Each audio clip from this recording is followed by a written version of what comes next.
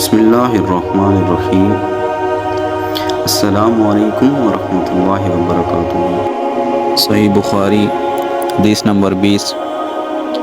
رسول اللہ صلی اللہ علیہ وآلہ وسلم لوگوں کو کسی کام کا حکم دیتے تو وہ ایسا ہی کام ہوتا جس کے کرنے کی لوگوں میں طاقت ہوتی۔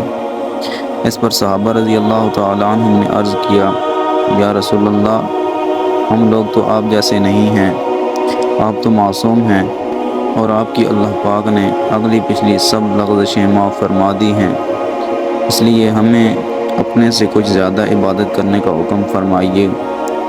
یہ سن کر آپ ناراض ہوئے، حتیٰ کہ خفگی آپ کے چہرہ مبارک سے ظاہر ہونے لگی۔